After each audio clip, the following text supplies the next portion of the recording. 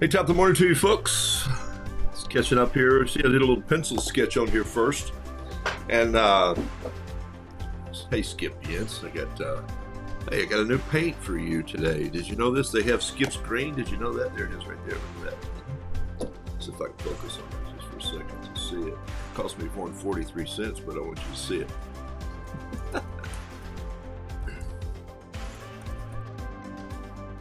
Supposed to say top of the morning to you. Boom. Thanks for jumping on this morning, folks. I'll sign on here in just a second officially and say hello, but I want to get this out of the way. I very rarely use a pencil. If I do, you know what I use, right? I use a Black Murado Warrior. Yeah, I just love the way they're round. They make me like a paintbrush. They don't have any ridges on them, and if I squeeze too hard, it makes that little ridge in there. I'm such a tender person. I'm going to say hi in just one second, but when I'm working with them, excuse me, parameters, I tend to, and if you see here, I've done a line on this paper. See right here above that line right there, there's a pencil line. That's because these have to fit. I'm doing a little project today. Yes, I have to do 12 paintings that go to a coffee shop. I don't have to, but they've asked me. So let me catch up and say hello to you. Let me just tell you the start of this. I'm Michael. Great kids call me Roo. Thanks for being on Roodoodles Live this morning. And I have moved my camera back a little bit. This one right here. Let's see, the desk. There. I have to get there before the top of my head blocks out the artwork, which I know frustrates several of you. Some of you have written me and told me. It's always fun to get those texts. You go like, I signed on to what you paint and your big old head blocked the whole thing. And I'm going like, when a good time to bake a pound cake. Or I don't say anything like that. And so I'm sorry. But I've moved the desk paper a little back. You see that I'm just doing it there. It's a little more awkward because there's nothing worse than having to paint like this. I'm just not that creative. I tend to be in here like this. Try to keep my shoulders relaxed, but I tend to get into my work a little more. So I think now I'm going to have to really lean in before you see the top of my thinning old gray Matterhorn head. And what's the Matterhorn? Nothing. What's the matter with you? Okay. Got too many pens in my pocket this morning. Got a desk full here. It is Saturday, August the 17th. And I hope you're blessed where you are. I hope you're blessed, period. It's, life is short. Wow. Even this week, the little community that I live in lost two people. And one, a very, very young man, just a couple days ago. And just got a text about that again this morning. And then last week, I helped volunteer at just a service for a gentleman. And it poured rain the entire time. And so they didn't need me inside. So the pastor and I, a younger man than I, but just one of my dear friends, he and I just got big umbrellas and we went to the far sides of where people were pulling in. And just the downpour started and we just walked people in with umbrellas and they didn't know who we were. And I'm nobody to be known anyway, but it was great that he was out there.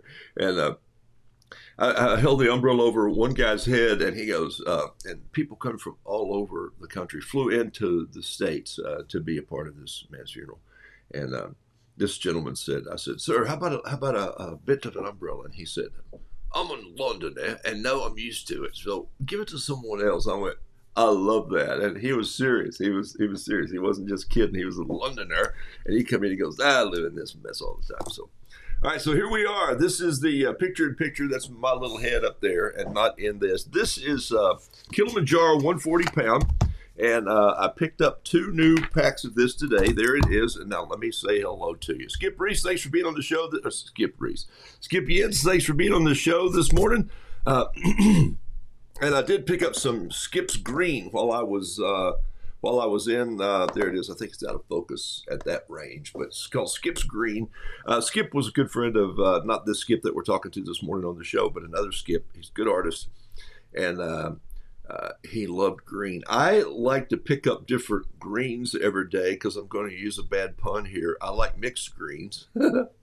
but I like them when I'm painting. I like spring green and a little bit of olive, and I like a little bit of just something verdant in there. I lived in Ponte Vedra for 12 years, the bridge to the green. And uh, so anyway, it has some, this is cool when you read the back of these. Its light fastness is very good. It's, it's staining, smooth, transparent. Then it has the types of green that's in there. It's pretty cool. All right. Let me say hello to Skip. So I did. And Skip rule is 43. You know that, right? So that all came from, and I answer this question a lot. So let me just get into it real quickly here. When there's an auction and I say 8:57, I try to shut it off just as 8:57 blocks out. I almost let the whole minute run. So you have another 60 seconds in there to auction. I know it's weird, but before it turns to 8:58, boop. I shut it off. Skip had put in a bid, and he realized he lost it by about 43 cents. And so he really sent me an email, which is a very nice email. And he said, "So you mean 43 cents is a cutoff?" And I'm going like, "Yeah, I really can't take a painting away from someone else for just 43 cents. You can't beat them by 43 cents."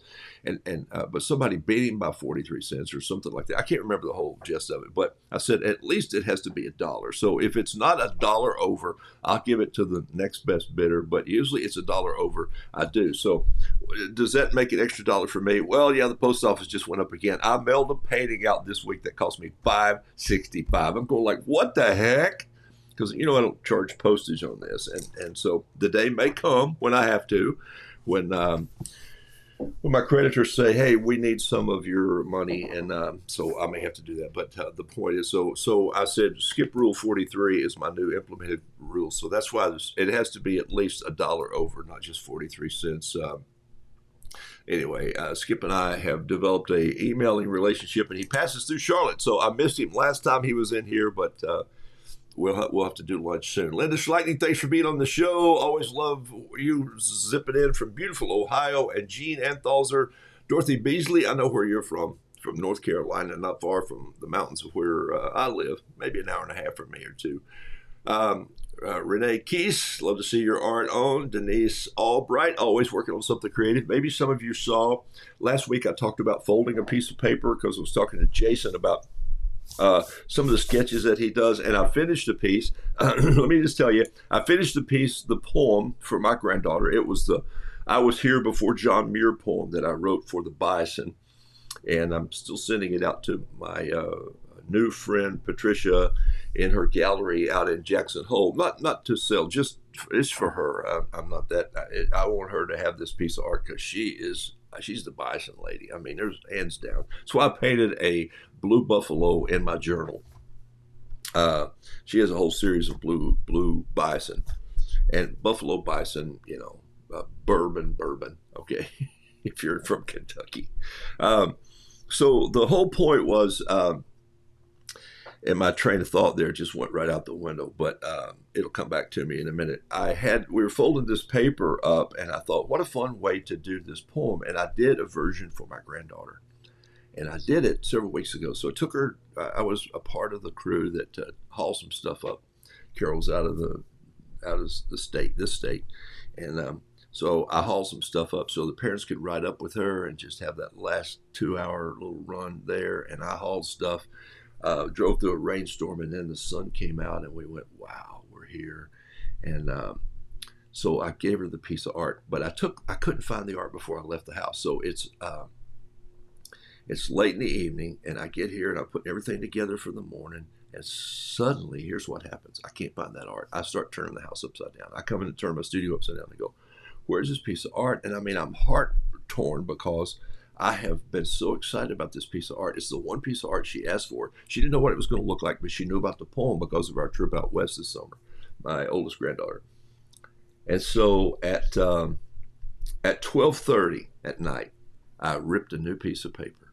I went 30 inches, 140 Kilimanjaro white, cut off a strip, folded it over as well as I can't fold T-shirts, and drew it and painted it. I finished at 2:30.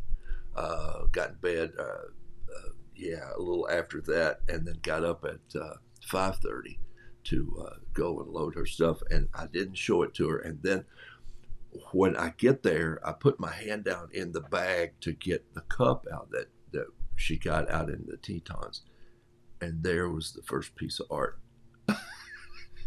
Oh man, problem. I said, shoot. Now you have two of these pieces of art. But this folded piece of art, if you haven't seen Denise's sunflower with all the things, you should see it. It had a conversation via email this week with Pat. And that's pretty cool. Pat Brooks, who illustrated for me Noodle Doodle Fiddle Piddle. And Pat has illustrated another book that's really, I'll show you a cover of it here in a second. I have the book. And I'm about 10 pages away from reading it. I've sat down a couple times. It's not a small book. I'll just tell you right now, but I'll show you that. Okay, so Denise, always good to see and hear what you're doing. Michelle, or Miss Carla, thanks for being on. Donna Buckley, I hope you figured out all the Payne's Gray in the world. June Jones, Lana Leonard, Bob, thank you for being up in, it feels like fall in Minnesota. I bet it does, my friend. Maggie Carnahan, thanks for being on. Rita Thape. Rita, just from the language that you've typed in here, I've got a feeling that you're a long ways off, and great to have you on the show. And I like Rita, R-E-E-T-A. That's fantastic. Jennifer Yance, thanks for being on. Buy Skip some paint, would you? Okay, Skip's green. He can just paint everything green. Pat's on the show. Oh, there she is right there. Pat Brooks. Pat has, like I said, just done illustrated another book, and I want to show it to you today, and I want to share a little bit about it. Anne-Marie Letter Hess, thanks for being on. Tissy Chambers, more to you, my dear friend, all the way from Knox Vegas, Tennessee. Tissy and I went to high school together. I think she did school. I'm not sure why I was there. Track, I think, the decathlon. June Jones, Bert Crone, Dolores Bolin, Karen Binder, Mike Paramore. I snuck out of work for a second. Come on, man. Sneak out. And Mike's a beekeeper, so it's always fun, but he's a heck of a painter too. If y'all haven't seen his paintings, please follow his work. Elaine Barnett, Marie Pikert, Annette Hensland got home for a road trip from Duluth, Minnesota. Oh yeah, Duluth, Minnesota, where they made those tough clothes for a while. And the guy had a voice like that. Sue Kane on the show this morning. I didn't see it. Maybe she popped up and I just didn't see her name yet. I'm a Skip Green's fan. Yes, Denise, I think you are. Sap Green and Sea Green. There we go. See, all these greens coming in. Hey, you got to have mixed greens. My wife's told me that all my life. You need more greens in your diet. I'm going like, yeah. Okay. Mickey Hupp, Alice Durham. All right, Dolores Bolin. Golly, a lot of you people jumping on today. Laurie Ann. I'll get to some of you later. So there's Sue right there. And I'm seeing some repeats. Y'all are having these great conversations. Marlena Davis is on. Pat Lightbody. Wisconsin. Send us some cheese. I'm just kidding. All right, here we go.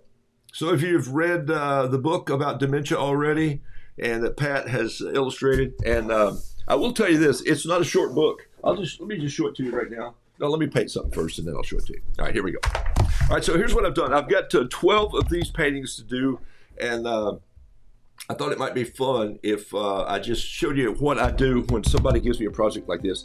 I don't really do commissions, but I love this. I helped in the process of creating some of this coffee shop because I was part of the 5 guys that used to make biscuits. We'd go over and talk about what this building could be. It's an old house in the middle of the little town of Matthews, and a coffee shop across the street had closed, and this place definitely needed a grand old coffee shop, but it didn't need something slick. It needed something that felt like home and felt like people and felt real and authentic. And so Agreed Art tore out all the stuff that it was and said, don't mess the brick up. It's just this old brick wall. It looks like it's a movie set. It's called Brakeman's, and they started putting art in there. One day I got a call from Mark and Marty, the 2 people who really run it, own it, and said, hey, could you bring us some of your art? We'll put it in here. And so I said, how about tiny art? Because you're putting big paintings in there, but who comes to a coffee shop and can carry home a large painting? Not too many people. Okay.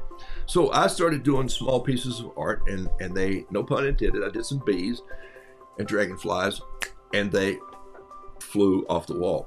And so they get a part of the money. I get a part of the money, and it's a fun little marketing thing for me. So they gave me this little section of wall that's about 36 inches. Some of you've seen it wide, and it's, you know, it's like this. So I can hang 6 or 7 5x7s, nothing bigger than a 6x8. Usually 5x7 is really the painting size. There it is right there. That's a 5x7. They all come with a photograph of the Eiffel Tower, which is pretty hilarious. And so, because last time I did this, I painted a little rooster up here on top of, I painted a rooster on top of the Eiffel Tower, and now it's in our French bathroom. The wee room, we call it. It's got 47 Eiffel Towers in it. So, well, yeah, my wife's a fan of, Yaya's a fan of Paris. And so, who isn't, right? And so, basically, I took this little frame design and I trace it off right here. So this is 5.5 by 8. And this is Kilimanjaro paper. And by the way, some of you know that this paper is bright white. Now you know this paper. Let's see if I can find it here. You know, this is what I paint on mostly right there. This is the paper that I paint on. That's original bright white paint book. It's 100% pure cotton rag. It has the watercolor sheets and also the 70-pound sketch sheets in it. And so, but it's 5.5 by 10. So I like this size when I'm stretching it out. I need a little, but I like this to carry, and it's same paper, the same skew. It's a little different skew, but this comes in one of the original journals. But they make 2 of these, so if you're asking, I don't think you're going to find this one, but they make this in a natural color. I like the bright white because of the American Journey paint sort of pops in my style. And so I ripped a page out of there, and I'm only wasting this much, which really, when you cut off this and put it in a frame, you're really not wasting much at all. It makes a great 5x7. It gives me a little bit of playroom here. And to make that work, I just started on pencil. When I'm doing an piece of art that has an instrument in it, and I did it as an example today, this is how I have to do it. I think I want the instrument there, and then I want, sometimes I'll make a break in the instrument, like on this side, I'll show you right here. So if I come down, I'll actually leave a break right there. And that's where the feathers of this rooster are going to come in. See, I just did them in there like that, okay? And same with this maybe. And so, but I think what I wanted to do here was put this one here, like this hen is not really playing these keys yet on this accordion, but saying something to this rooster. And so now I'm just going to come back in here with another piece, and then I'm going to do this right here. And the one I drew these yesterday, the accordion player hen, I just did it and did it with a pen. But there's your nice little accordion. And then that gives me every place that I need to do this hen with. And here's her little comb. She's got her own little comb. And her body comes out like this. Her tail goes over here. This is an arm that comes down. And you see how fast that works right there. Now, look what I also did. I brought her down a little bit here. And I'm putting her feet down here. But you can see that there's a little bit of a pencil line underneath her here. Well, now I know where I'm going to put my wash tub, because I think that this hen needs to be standing on a wash tub. I just think there's something about wash tubs and Paris and the country that need to go. So there you go. Now I've left my a little space for the caption underneath, and this is 5x7. So that's kind of how I do that. Everybody has their own way to make sure it fits. I know people who do this. They start with a piece of paper this big, and then they do this, and then you sort of cut the hole out in the middle, and you go like, well, you wasted all this material. My dad was a carpenter, so he said, son, map out where you need to cut this a little bit. So for me, this works the best if I just take that frame apart and throw the little 5x7 filler down here on it like this. Here it is right here. This, by the way, is matted. If I want the mat, there's a mat inside here. If I wanted this just to be 4x6, I could do that. But if I want it to be 5x7, I can lay the mat down like here and trace the outside. So Hey, that's me. Measure with a caliper and cut with a chainsaw. Okay, so that's kind of how it works in my world. So I did use a pencil today, and I'll come back in here in a little bit, um, and I'll blow that out. I'm going to put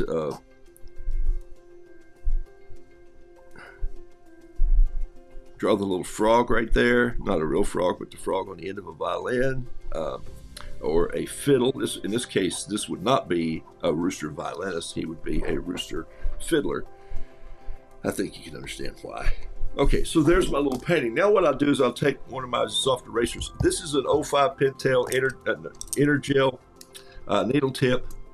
And I've gotten to where I've said that so many times. And then I'm just going to lightly erase this. And remember, remember Doodle Doodle Fiddle Piddle? One of the things that Pat drew for me was a little pencil skating across some ice, and it says sketch like you're skating on thin ice. And so that way you can get rid of that. Sometimes I leave the pencil marks because I like the work of that. It's just in art. But in this case, I don't want it to intersect with any of this. That's just going to let it happen. So there's my little painting. I painted something like this recently, and I'm going to put this one in the coffee shop. So there's my little hen, and there's the rooster fiddling, and I'll put the strings in later.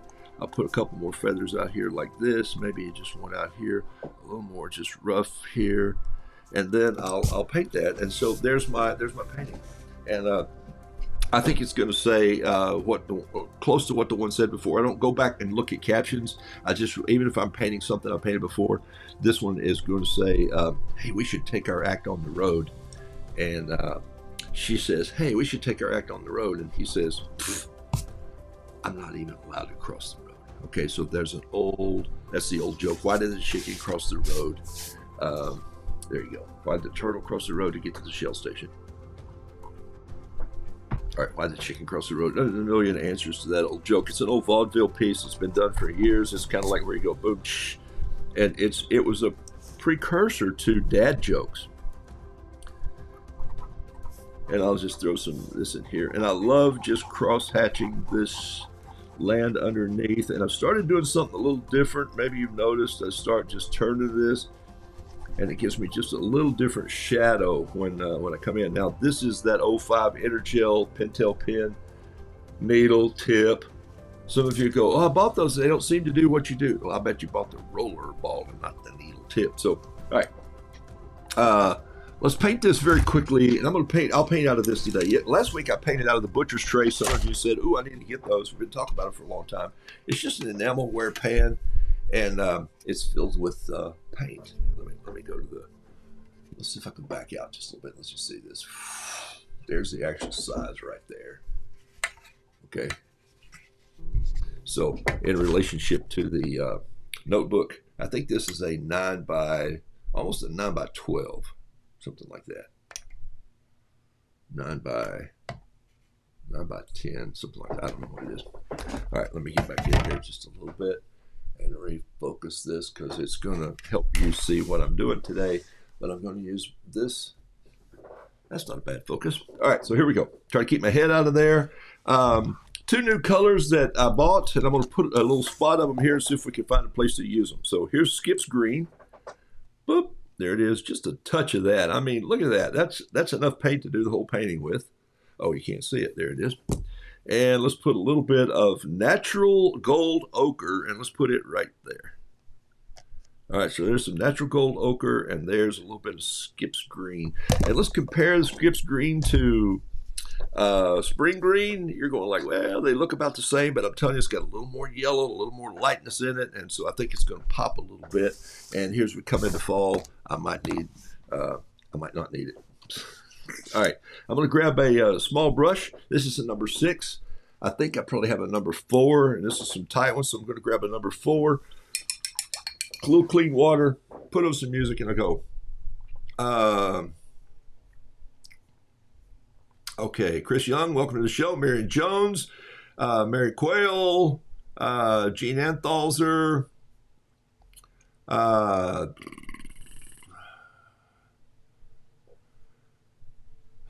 use Kilimanjaro on the slick side to illustrate. There you go. So yeah, the back of that paper doesn't feel as rough, but it's good. Congrats on the book. Love the pencil lines. I like pencil lines on art. I do too, but when I'm not drawing, I just like some of the sketches. All right. So let's see. Chris Whitaker says she's going to make her first batch of raspberry preserves today. They will paint beautifully, I'll tell you that. I have painted with huckleberries, and I've painted with blueberries out of Maine. And so I'm just going to tell you, raspberries, oh man, once you it'll be like once you stain your clothes with them. Okay. All right. This show is a hoot. All right. You all have the greatest conversations. Hey, if you have a question for me, I've got a little time today. And I just sprayed a little bit of misted water on my cast iron blocks there. These are whole pans, full pans. And if you have a question for me today, just put QQ in there. And here's the thing, if you have a question, but also please have a question. If there's something, last week I didn't give watercolor brushes or watercolor pencils a lot of time, and I was going to give it a little more time. And I have some laid up here today. They're not my Prismacolor ones, but I think they're Faber-Castell. They're up here. And then I'll tell you what just happened with those is that Yasutoma just sent me a new batch of their watercolor pencils. They're in a little round tube. They're downstairs on my art bar, but okay, so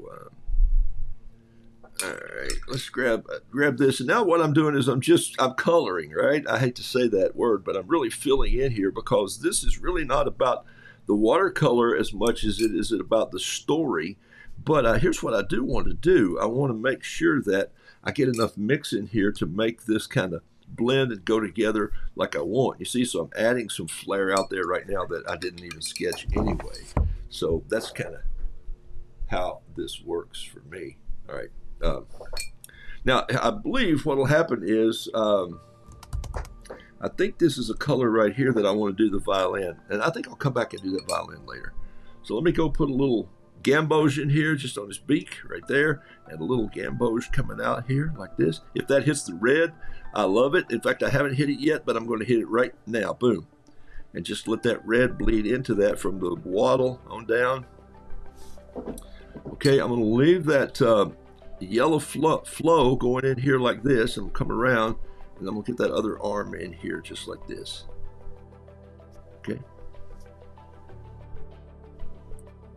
And then I think what I'm going to do with this, I'm going to grab a little bit of Payne's Gray, and I'm just going to split it right in here just like this. I'm just going to put a little Payne's Gray. I think I'm going to give him a little bit of dark breeches this morning, and I don't do that very often, but I think it's going to be a good contrast to this painting. I just thought of it right then. It's not like I planned any of these colors out, so what the heck. Okay. Ooh, I kind of like that. And see how I just left it heavy up the top? And can you see? See, I'm dragging it over closer because I was trying to keep my head out. So I'll try to keep it up here. I should draw a line on my board here. Do not paint below this line. All right, so I'm going to grab a little bit of this. What's this? I'm going to use this little pan here today. You don't see me mix much paint outside of my palette, but I'm going to grab a little bit of gamboge. I'm going to grab a little touch of red right here. And I'm going to grab a little bit of what is that? French gray. And I'll just grab that right there. And that's a little too much French gray, so I'm going to grab a little more of my yellow. And now it's gotten a little bit muddy on me, but I think I can clean it up by just going to the edge. And I'm going to let that be the color of the legs. I don't want them completely orange, and I don't want them completely yellow. I want just a little bit of a kind of like I'm an old tired leg deal. There it is right there. And I'm going to use a little more orange in this for the hen's legs. I'm going to bring her feet just in a little more orange. Okay, so that just is a little different contrast.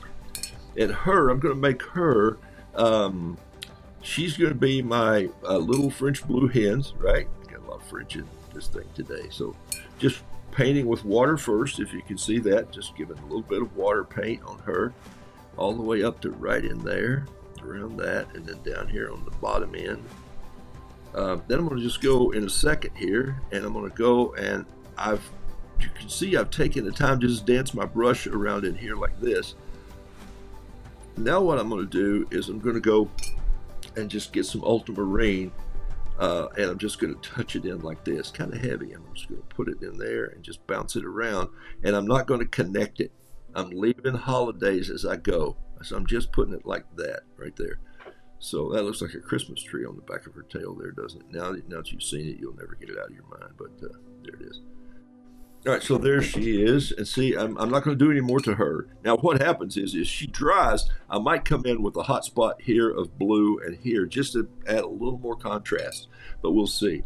Let's get a little bit of Joe's Red here, or Red Hot Mama, and come in with her wattle. And it's a big round wattle and not a long hanging piece like roosters have there that comes under their chin, and not like a beard that turkey has. I'm just not a turkey fan. So, Miss Carla, I'd be a lot more apt to draw a duck than a turkey ever. So if it ever comes to those two, you get a duck, but not turkeys. Just there's something about turkeys that just I don't know what it is. They kind of drive me batty. All right, so I'm going to take a little bit of Skip's green here. There's some right there, and I'm going to put some over here in this little pan. You see what I'm doing there? Just for fun. I didn't try this before. You're watching me use it cold turkey. This is what I do. But I'm going to put some of this brown in there. And I think that's, Skip green in that. And I think I'm going to get maybe a little more of this kind of got what I got there. See? So you never know what you're going to come up with. And then I'm going to add a little green over the top of that. I like my old tubs and cans and buckets that I paint on the farm. I like for them to have a little bit of green. Maybe that's just because everything in the South at some point in time in the summer's got mold growing on it, just because, Lord have mercy, the humidity is 50,000%. Okay. All right, so now I'm just going to take I'm going to take a number 6 brush here, and I'm just going to go in and I'm going to go ahead and tap this with some, and I'm going to reach up here and get some of this paint off of the tub and just put it in there. I'm going to put a little blue right here too, just to show the shadow of her, and I'm going to put a little Payne's gray down here just to show the shadow of him, and a little more green in there. I just want a little bit of green shadow there, like so, and then maybe just some little, see how, I'm painting and you can't see, so this is a problem. Hey, Lordy. There. Give me just a little more room. I'm sorry. Okay. Man, I pulled that painting close to me, and at least my head wasn't in it, probably. Hey, if you got a question or something you'd like me to answer, or it could be anything. It could be, how to change the transmission on a old motorcycle, because I can help you do that too. Put a little orange in here just to bring a little life into him like this. I feel like I need a little more, just some looseness in this. Like he's playing and she's taking a break and said, there we go. See what's happening?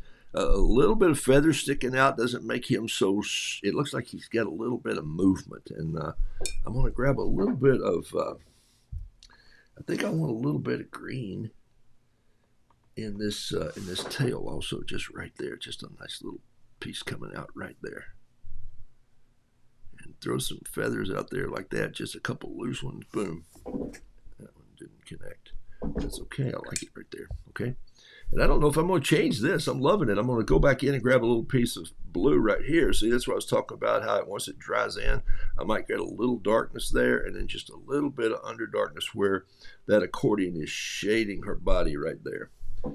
Now, let's do the accordion. And so I think we know what we have here. Do this with a pen. Just grab my pen right here and just do these little keys. That's pretty small.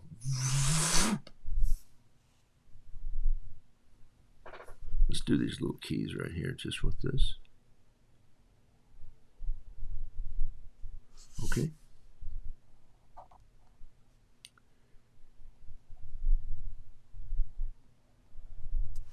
Okay, there's the button in, there's the key in. Now let's do this. There's two ways I can do this. One is I can grab a little bit of Payne's gray, and I'm going to make sure I don't have too much, and some water on my brush, and I'm just going to come in here and just bring some color, a little touch of color to these veins, these accordion folds, this material that makes the air.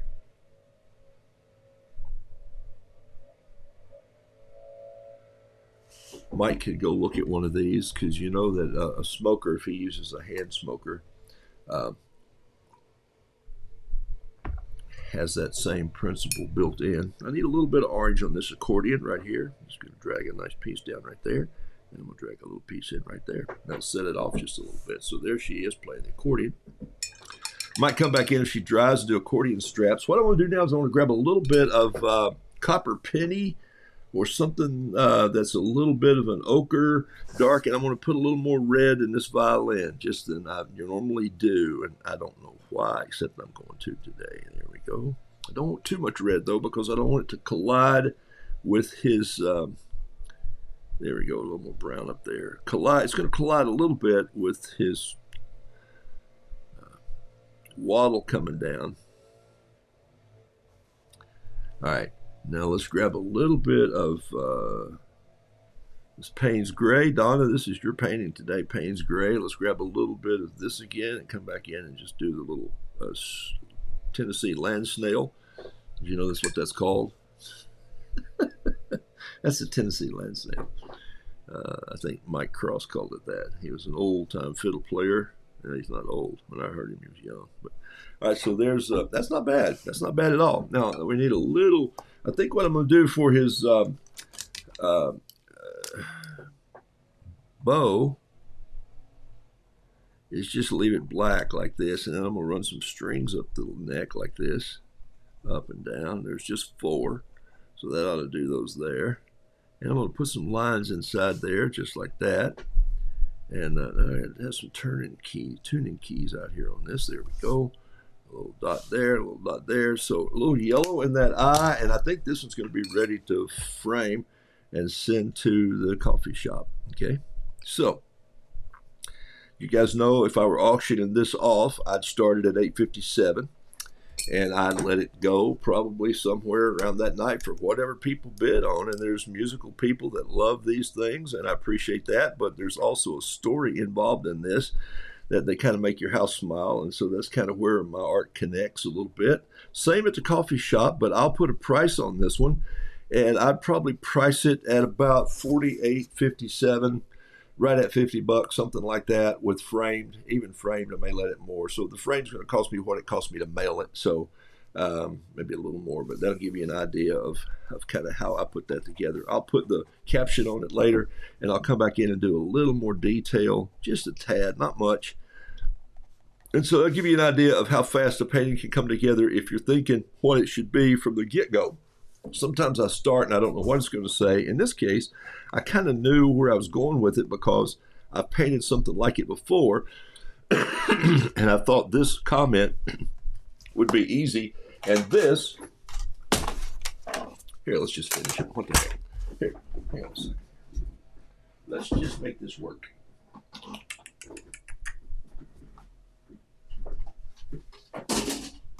Let's just make it work and see what happens. I should have a matte knife somewhere. A little bitty one here. There we go, right there. I'm going to go up and see if there's any questions. Here we go. I'm going to cut this down through here like this. And cut it here like this.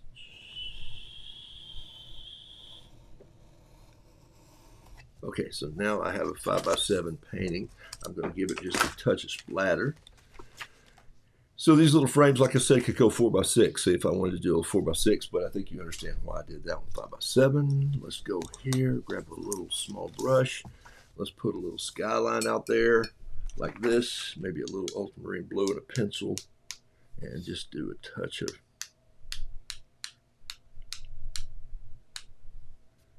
that. Maybe a little of that Payne's Gray coming in right here, just right in here, just like this. That's too heavy. Now I got some just going right there. Grab those out of there. Splatter in right there, okay? I'll sign this.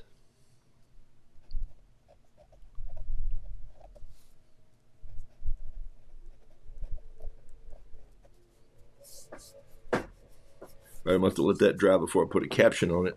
I'll come back and frame it for you in a second, and you can see how it looks framed. And I don't see a lot of my work framed, so that's kind of how that goes by days. It all goes out here in a flat envelope. Thank you all so much for that. All right. Yeah. Any questions? Let me go up there.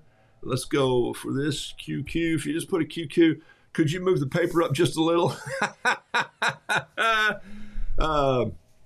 Don't usually use watercolor pencils. What's the advantage to them? I don't know that there is, except that people used to think they were great to create less mess.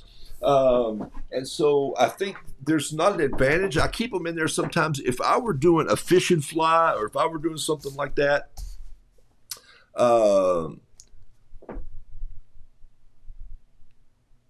if I were doing a fish and fly, or if I wanted to come in with something and I didn't want to, so I don't really use them much. But sometimes if I'm on the road or if I'm working on something kind of minute, I'll grab it. Here's a little brown that would be real easy to use it. And what I would do is, let's say I got two options. I could come in here and just use my pencil and put some rough little brown. Is this brown or is this black? It's black. Here's brown. Okay. So let's go ahead and here. Let's start. It's okay. So we'll just put a little brown over it like this. Watch this. Just going to put a little brown in there, and just like I would. I'm laying it on the side, and I'm using very soft. And then I'm going to grab my brush, and I'm just going to come in, and I'm going to lay in some water in, and look what it's going to do. It's just going to make that come to life. So I will tell you this: if you go in and you use it like you were coloring in the third grade and you were doing crayons, you might not could fill all the lines together. Okay. You might, but you might not. Okay, so see, you're going to still see some lines in there. Do you see that? But if I go in like this, and I just barely start to fill it in like this, and I come back and I maybe start to fill it like this, a little bit of at a time, and lay it down and put it together on its side like this. And now I'm going to come in, and I've got this ability to really make kind of a fun gray out of it that has a little bit of grain in it, but you see the difference. And I come back up, and this will soften up and continue to move. Here's another way to use the pencil. Just dip the cotton picking thing in the water and let it sit for 3 or 4 seconds like I just did right then, and then come back, and then you can come in here and you can just paint with it like this. You're always going to have a little bit of a rough edge. It's not going to be as smooth as tubed watercolors, but it will eventually smooth out. You're going to have to use a little more water with it. But if I were looking for a sandy ocean floor or something like that, now in this case, here's why I picked that buffalo up. Like, why did you do that? Okay, so if I'd have had these watercolor pencils out in the West, I would have probably stuck them down into the water like this. I'm holding it in my jar of water over here. Then I'd come in and I would have roughed out some buffalo fur out of it just like this, because it tends to have the ability to look a little more, it breaks the line up. It's going to look a little fluffier. So that's kind of fun if you want to get in there. So if I want to create some watercolor look for that buffalo that's got a little bit of that chocolate brown over that pen, it's pretty cool the way this is working right now. So you see, so now I'm just kind of bringing him in, and I'm calling him a buffalo, but you know this is American bison. Now let's go get the black pen. I had a black one out here, and let's go ahead and wet it and throw it in there. And I'll show you one more thing that sometimes you can use them for that I cheat. I don't cheat with them. Well, yeah, you cheat. Everything cheats. NASCAR cheats. I just try and make art as simplest, fastest way that I can. Not because I'm in a hurry, but because it helps my style sometimes. So there is that buffalo in a brown. Now I can come in here. So instead of that being so gray, I'll grab some of this and just bring it in here. I like where this is going. And so this really is a pretty good look because I like the graininess of what buffalo fur looks like. All right. Same with below. I can grab a little bit of, here we go, back to this. And I jumped onto this because somebody asked me the question. So that's what I wanted you to do. Put some of these lines in there like this. And now let's just grab some green and throw a little bit of green on top of that black like this. Let's grab a little bit of plains, what's this called? This is called, I'm glad they didn't, burnt ochre. Well, there you go. There's a little burnt ochre. There's the two colors I was painting with this morning, a little ochre and green. And let's grab a little yellow and put it in there like this. And just grab a little yellow and throw in there like this and let it come into grasslands. A little more of a darker green. I'll have all the pencils out here in a minute. So now I'm beginning to stack. That's a little verdant right there. What's this called?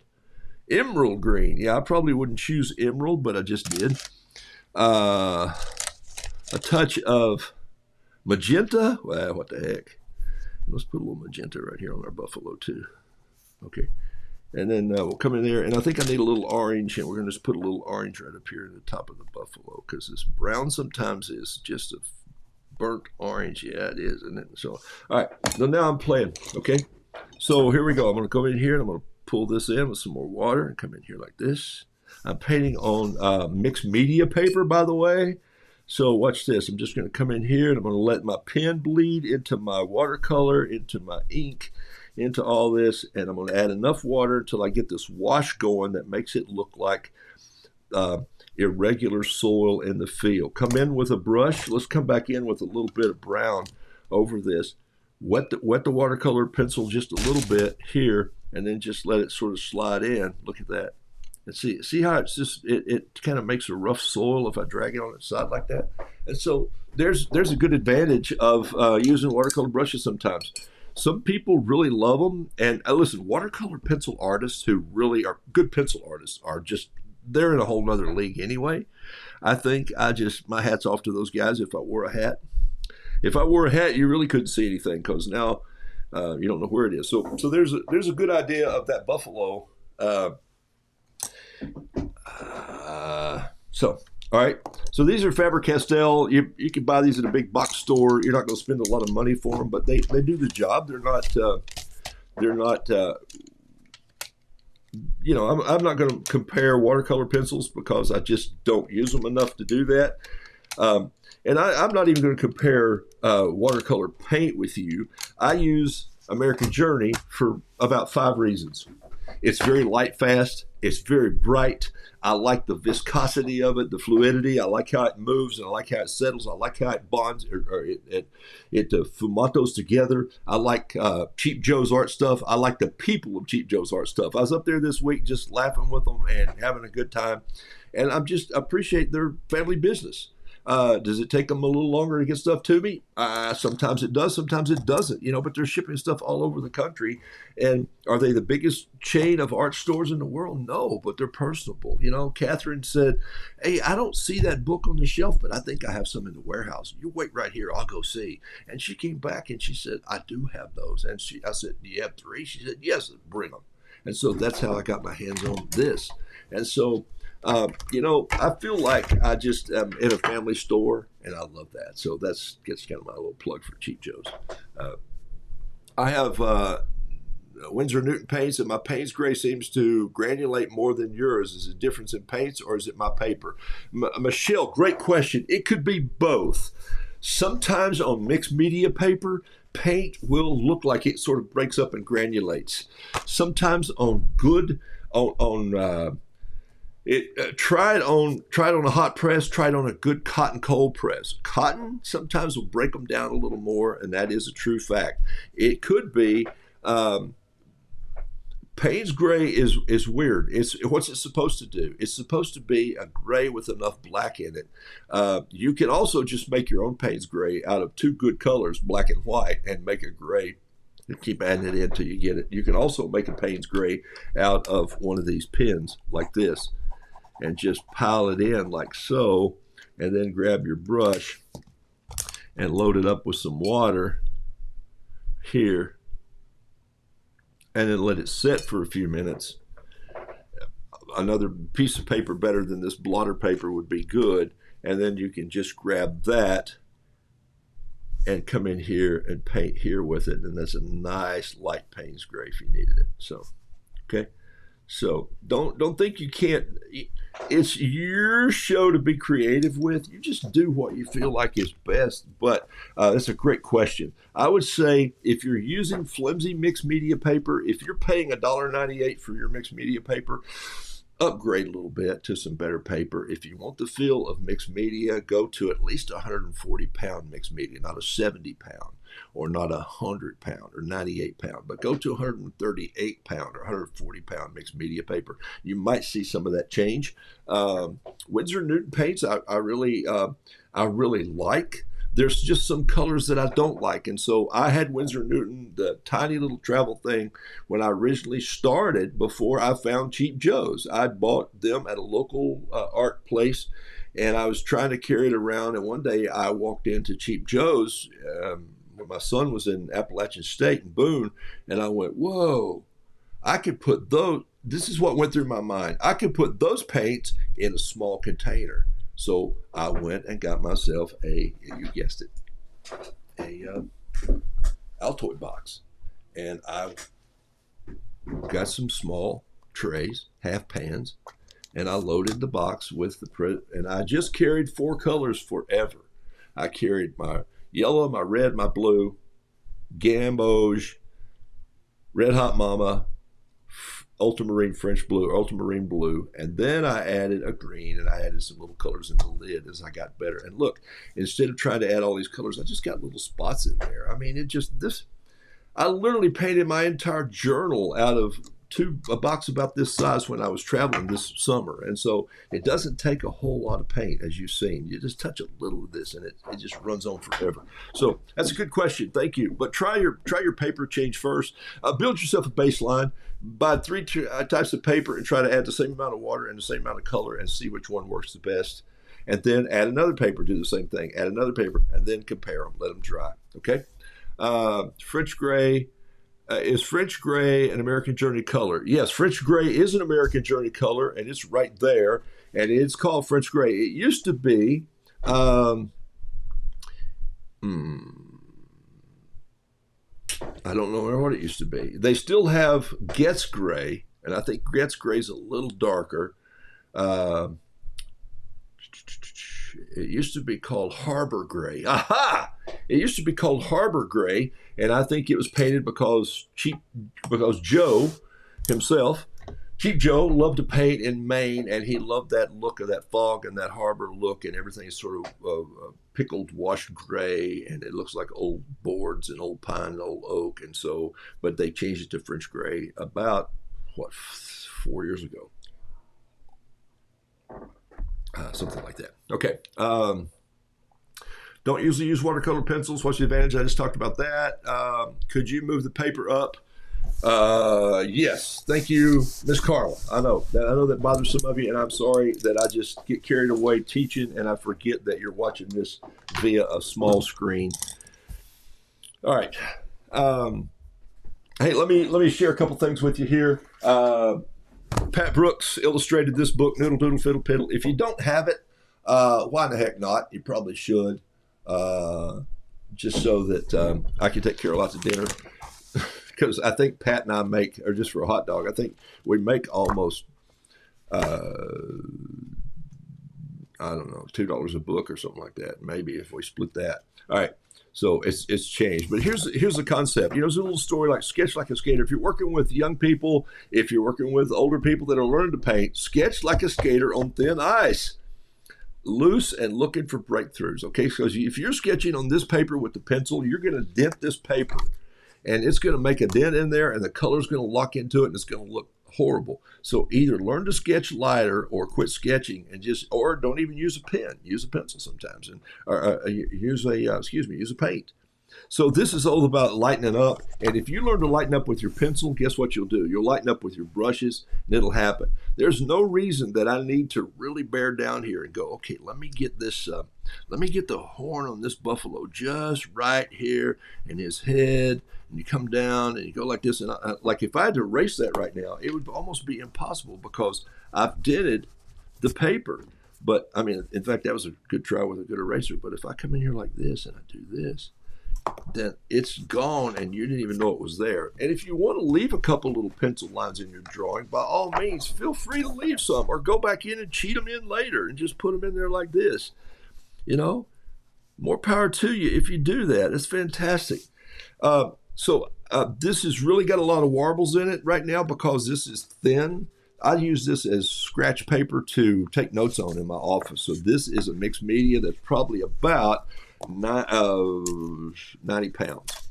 So this is just a little mixed media paper that comes in a ring binder that I put notes on, like show notes when I'm doing things in the morning before we'll start here. But it's also paper that I will attempt to do a lot of drawing on and learn how to draw a bison before I went out west. So that was part of that. I wanted this one to look kind of blocky. And I kind of like him, what I've done to him today. I might even put a row of mountains behind him. Something like this right here.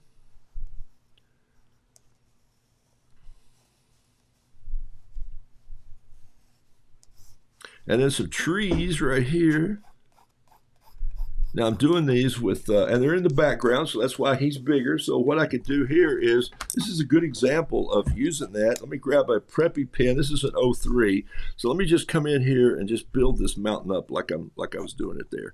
We'll come in, we'll go up to here, we'll drop off the side of this one, just like this is, I've drawn it enough now that I know what it looks like. This, of course, is the Grand Tetons. Kind of come in like that. And then here, I'll just do these lines coming down like this. And I'll do some over here like this. Look at this right here. This is, and I'm going to leave, I'll just leave that pencil there, right there, so you can just see what I've done. I hope this helps. I'm going to grab a number 6. Let's grab a little bit of, let's just wash this in some first. Put it in here like this. And I'm just going to bring some water down over that pen line. And I want this to go in here like this. I'm going to shade this down. Here's where sometimes I'll grab that little bit of French gray, and I'll come in and I'll build a little French gray in these mountains like this. Just let it pop in.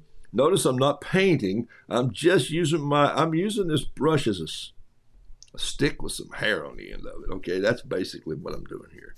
All right, so now I'm going to grab a little bit of Guest gray, and I'll put that in there right here. Leave a little white on those mountains just like so. Now watch this. I'm just going to grab a little bit of, I'm going to go back here in just a second. I'm going to grab my pen again, and I'm going to come down, and I'm just going to touch my pen in this water that I put there. Remember, I put some water on these little lines of trees coming down, and now I'm just going to come out with my pen and let it build up in this water just like this. I want you to know there's no rhyme or reason. I'm not going like I got to draw a tree limb here, got to draw one here. I'm just doing this at random. And if you want to learn how to paint loose, the mind tells me that that's a group of trees. I don't have to go, hey, is he trying to paint trees? And you're like, I think so. Watch, I'll do the same thing over here. I'm going to wet all this and just bring it in like this. I'm going to actually drop a little more water right across here just like this. Okay. Now I'm going to come back in here and I'm going to wet this pen and let it pull the black in a little bit. Then I'm just going to grab some green and I'm just going to put the green in here like this.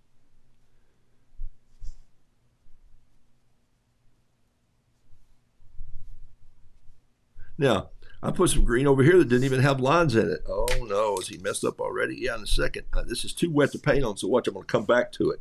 So that's the key, learning when your fountain pen can go into the water. So that's still a little, if I had a hairdryer up here, I'd go like this and be down there. All right, let me go out of this search page and get back to the other page here and pop down. PBS, what's up with that? Okay, I'll tell you.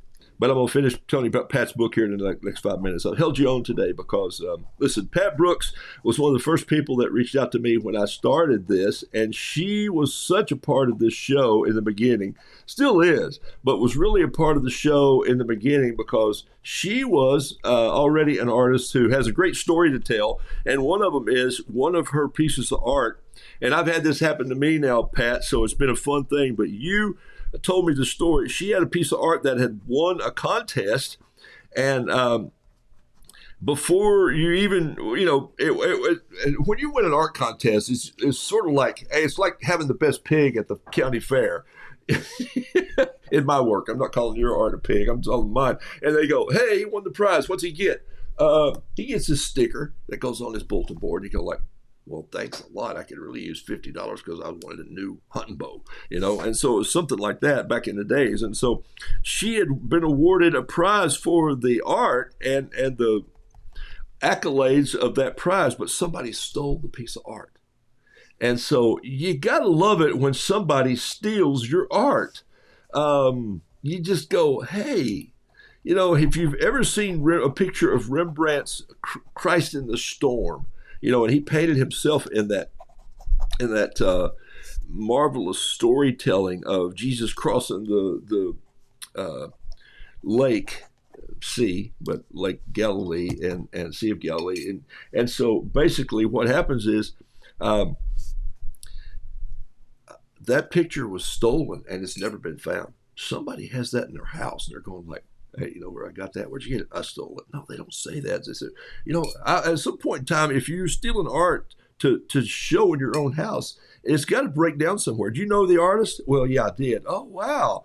Do you stay in touch? No, I can't do that. And so anyway, it's kind of a fun deal when that happens, when someone steals your art. And so I hung up a little piece in the coffee shop a few years ago, and they called me and said, hey, we apologize, but your piece of art that you really like, you want to hang in here, is not here anymore. I said, oh, you sell it? No, somebody took it. They just put it in their briefcase and took off with it. And that's the other disadvantage of having small art sometimes. So, all right.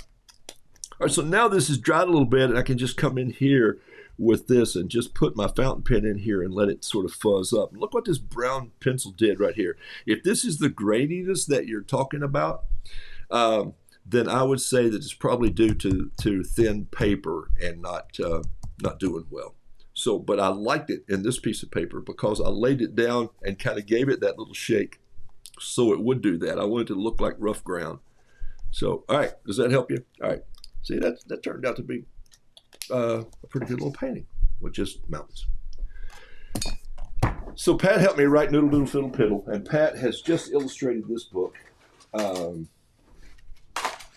It's called Pippa Learns About Grand's Dementia. And man, this is, I just want to show you here, this is not a small book. Okay, so what an undertaking it has been. I'm sorry, I have my place in the book. I'm on page 123. I have it marked with a Band-Aid. It was a rough week last week. There it is right there. But I super glued it together and we're in good shape. So it's a great book, and I was supposed to have the link up here, but I think Pat put it in here. You can find this on Amazon, I'm sure, and I think you can find it through, did you say Walmart? And I didn't read that. Pat, would you post that again, dear? I'm so sorry. So here's what happened. Pat sent me, oh, there she's with me here. It was a tangled alligator, yes, and I saw a picture of it. It was not easy to paint. It was 36 by 48. It's a big piece of art. It won in the show, and then before she even got it displayed at where it was supposed to display, someone stole it. I think that's fantastic. And Denise says, I had a piece of art stolen in the shop. I took it as a compliment. Yeah, you have to do that. Somebody stole my art. You know, they'll take your radio or your phone, but when they take your art, they must like it. But it takes a tough person to do that. Hey, this is, Pat's going to post, I think, on here one more time. It probably already did. I think he posted it in here where you can get this book. Here's the thing. This is a 3 or 4 or 5 read with little kids. It's not a sit down and read it all at one time because it's, and I hadn't put my book plate in, Pat, yet either. She sent me a signed book plate to put in here. And I remember I'm on 123. Here's something I do love about this book. There's repetition in this book. You'll read a thing about what she can remember and she can't remember, and the child is asking why, and they say, and the mom repeats, here's why, and it helps with this. Here's why it helps with this. Here's why it helps with this. Or when you ask her questions, it helps with that. Like I can remember what happened when I was a little girl, and I remember the songs from church, but I can't remember this. And it has a very much of a faith turn to it, with some great verses that have been displayed very well about truth. And so it's got a great concept. There's a lot of white space for a child to just hear this and then look and say, oh my gosh, they're having fun here. But she wasn't used to the noise that she was getting when she had to move in with the family. And so that's a great example. She's been living alone for a while. And so we have to be careful what we do. And so we have to pick up toys so she doesn't trip over them. And we need to do this. Let's organize things. He looks around his office. But this is Pat's world too. She is so organized. I haven't been to her house, but I've seen pictures of her art studio. And some of you who do this and you do cards and you illustrate and you do it. So anyway, I just wanted to recommend this book if you have somebody in your family. I'm just going to tell you, don't expect it to be a small book. And by the way, this project, this undertaking as an artist, unbelievable, over the top. It's just amazing. Additional reading here, and so here's about the illustrator, and there's Pat Brooks right there, so you guys know her, and she even, look at this, an illustrator for Noodle Doodle Fiddle Piddle. I love that.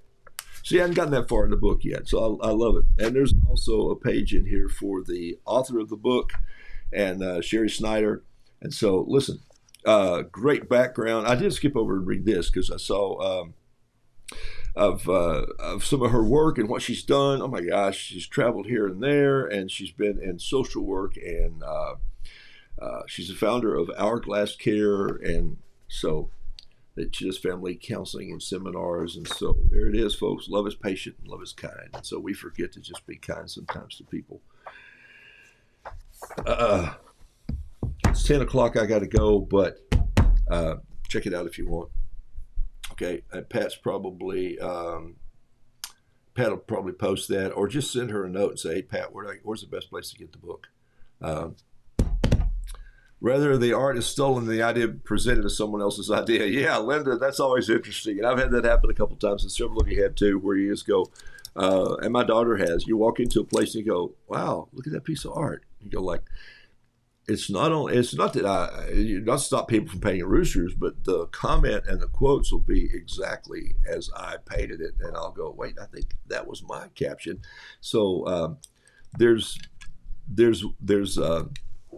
pastis, learning from your people that you learn from, and then there's learning, and then you pass out of that stage and you go into what's your own style and who are you. So Pippa Learns About Grand's Dementia is a good book.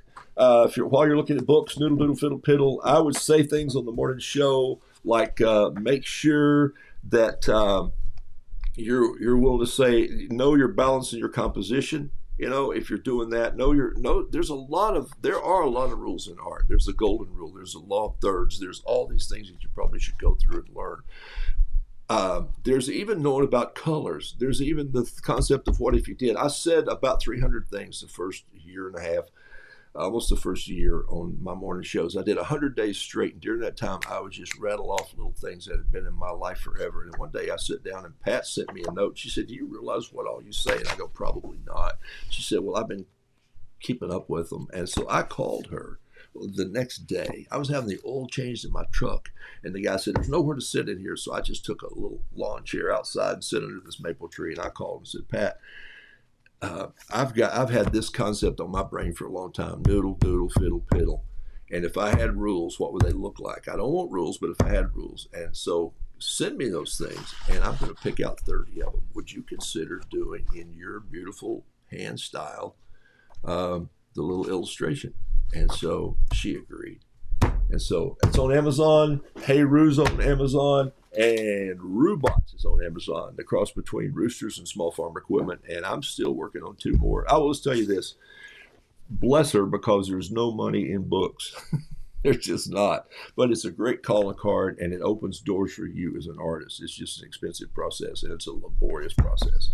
And but some of you are born to illustrate, and if you don't write, you should. I decided to learn to paint roosters well enough to illustrate my own, and that way I kept a little more in my pocket at the time. But I'd love to collaborate and share also. And so I've got a couple more ideas on the future. I still have Odes from the Ocean, Rhymes from the Rivers, Poems from the Ponds, and I still have one new idea that's coming up sometime soon. So in this case, here's what we do. We drop this in, we drop the glass in. I should probably turn it around so I can drop the glass in. Where is that? Here it is. And then I'll drop the painting in. I hadn't put it in there yet. I hadn't put the caption on it. And then I drop this in like so. And then these close down like so. And I don't know what I'm going to paint for my show today, but this one's going to go to the coffee shop, and there it is right there. Boom. So there it is, Frank. And I think it's going to say, close to one that I've done before like this, is that, hey, we should take our act on the road. He goes, I can't even cross the road. Okay. So I think that's kind of funny enough to get it out there, because I think about all these musicians that go, hey, we should make a band. No. All right. Blessings to you all. I'm out of here like a herd of turtles. Boom. PBS. The Monday the 26th, PBS Charlotte is coming to my studio. So you know what that means. I've got to clean up. And they have called me and asked if because I story tell and because I try to connect people with art and storytelling concepts, and tell everybody that I believe that they can do art because of that, they have asked that I would come and, or that if they could come here and shoot a piece. It's a 4-minute piece that eventually will be put on PBS local Charlotte, but I can have it from there to take out, and so we'll see. He's a nice young man. He used to live in Fort Myers. He lives in Charlotte, and his an anchor for PBS. His daughter came to an event where I was doing a workshop on journaling. So that's how that happens. And so I just said, yeah, when I take a trip, I paint on this journal.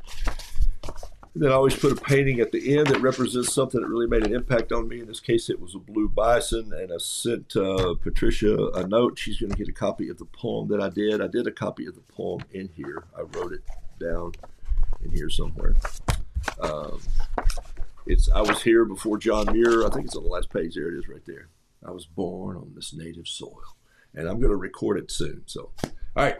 So there it is. I'm out here like a herd of turtles. Where's my orchestra?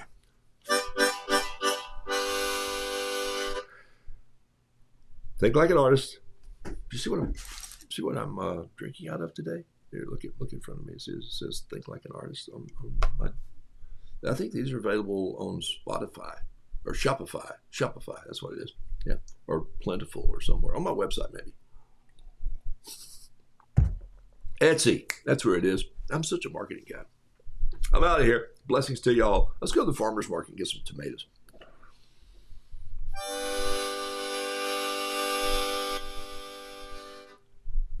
Keep plowing.